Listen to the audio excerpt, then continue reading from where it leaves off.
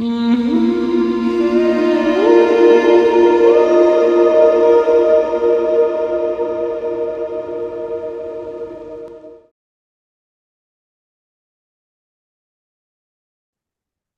this is Sarita, and I'm here to help you understand the truth about who you are. So what I wanted to do today was I wanted to answer a question sent to me by a viewer about my void meditation and presence. And she was following one of my void meditations to go into the present moment. And what kept happening to her was that her body started to feel very uncomfortable, started to spasm and twitch, and she began to experience pain. So she wanted to know what to do about this. Should she try and become utterly present and follow that presence into the void? Should she ignore her body, or should she go into the feelings that she was experiencing? So I thought this is a very interesting question, because I think this comes up for a lot of people when they're meditating. And there are a lot of things that I need to kind of address in relationship to this problem. So the first thing is that there are many different avenues or roads that allow us to become consciously present. And going into the void is one of them. And feeling the body is another. So I thought it was quite interesting that when she was doing this void meditation, if you like, she was almost being kind of split into two directions, and she was being given this choice. Should she focus on the void, ignoring her body, or should she focus on her body, ignoring the void?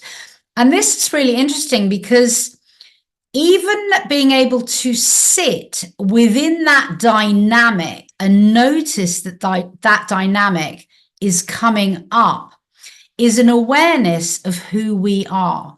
Because what's happening in this reality that we've chosen to have our experience in is that we are expressing contrast. We are expressing the differences and the separation that we feel all of the time. And so she was kind of, in her question, showing that she was immediately split into separation. And I think this comes up a lot for people when we're doing meditation. It also comes up for me as well. And really, it's a matter of personal choice and making a decision about what you want to do. So in other words, setting your intention before you sit down, and then choosing your road, following the road on the journey and seeing what comes up. Now, for her, obviously, she'd chosen to do a void meditation, and she'd started down the journey of going into the void, but then her body started to scream out to her. Now, what I would say as an offering of advice is that if your body is expressing a deeply uncomfortable sensation during meditation, and in fact, during your daily life, it is crying out for you to listen to it, to witness it, and to be present with it.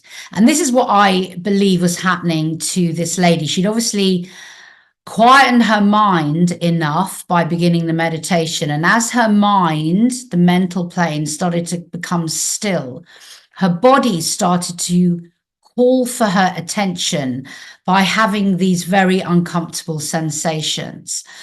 And really, what we're doing when we're learning meditation, or when we're having this experience in this reality, is we're learning how to become a living meditation. So in other words, how to be present with ourselves all of the time. And eventually, one would hope we could drop meditating, however many minutes or hours a day that you do that as a practice, and your life would become a living practice of meditation.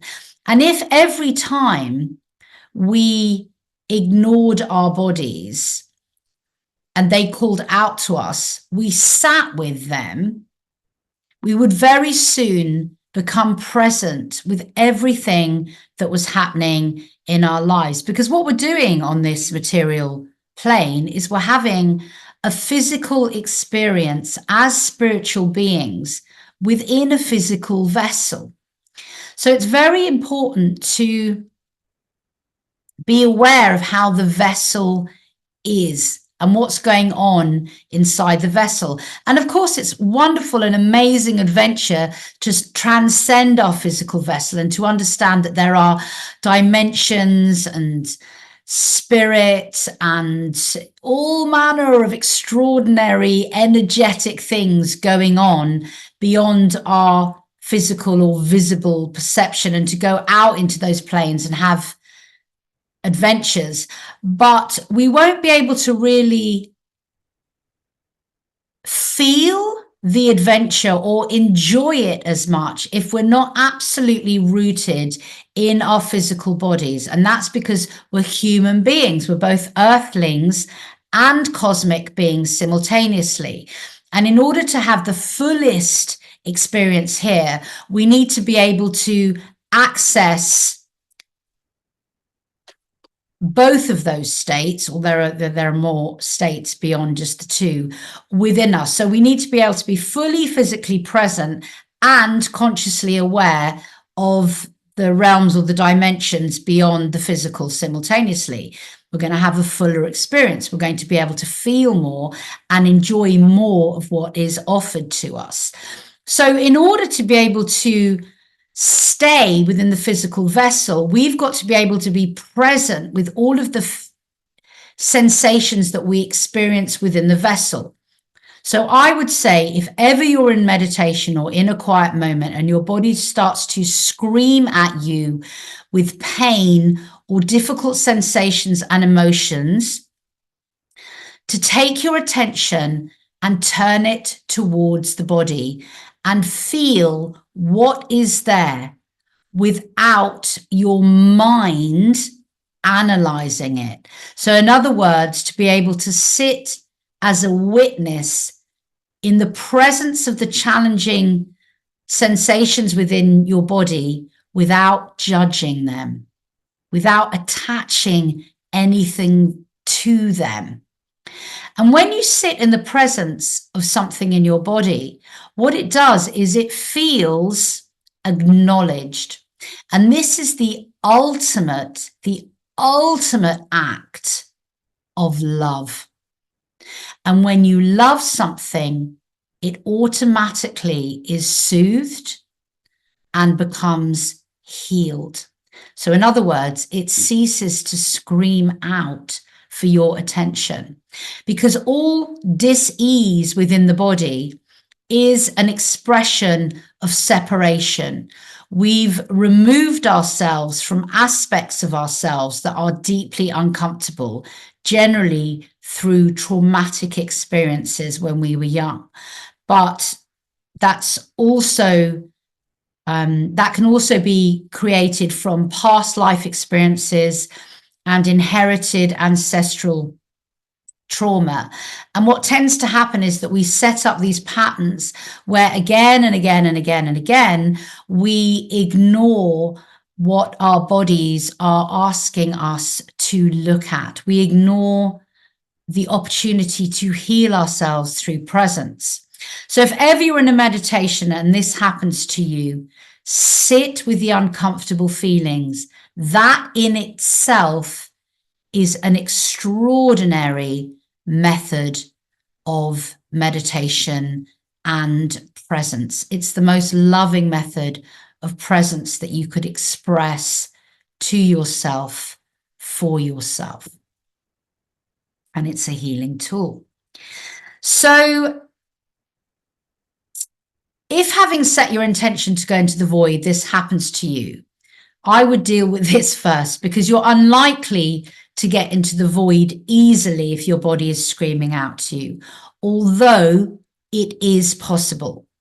And I get a lot of Joe Dispenza people coming to my channel and following me, because what Joe Dispenza does, although I'm not sure about his new work, is he tends to take people into the void and to feel the presence within the void. And from there, they can have spontaneous healing experiences.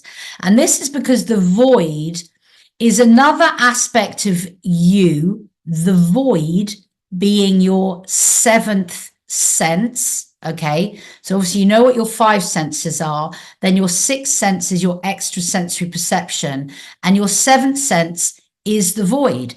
It's one of your senses. It's an aspect of you. It's the creator consciousness, pre-creational aspect of you. And when you're in the void, the type of presence that you feel is an omnipresence. It's feeling yourself as the all that is, as the creator who can create anything from the all that is state. So there's no separation either within the void. And that's why people have spontaneous healing experiences.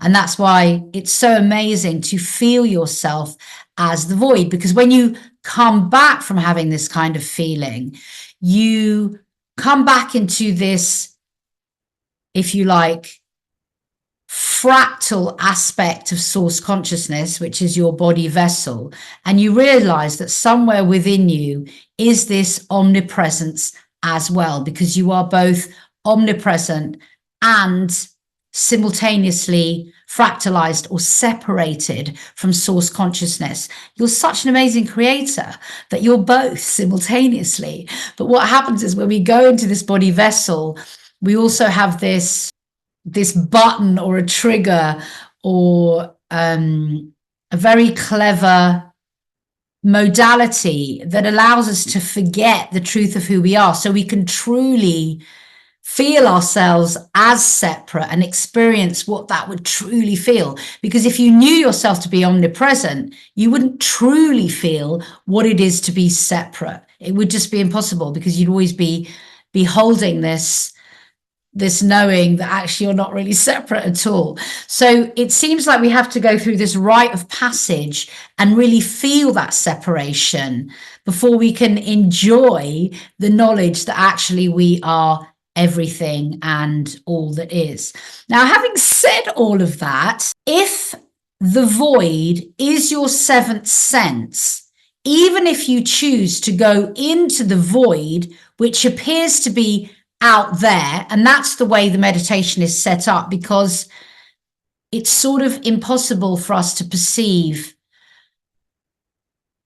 that infinity of space, which is what the void kind of looks like or feels like, without this journey to the out there. What's actually going on is that the void, as your seventh sense, is within you, just like your body is, and just like all of the uncomfortable sensations are as well. So whether you choose to go out into the void or into the challenging sensations, both are routes that will take you into presence eventually. But I really do feel as if, especially what's happening now with all the energies rising and the shadow work that needs to be done, we actually need to be able to feel the dis-ease within our bodies first before we can access our voided state with efficacy and skill.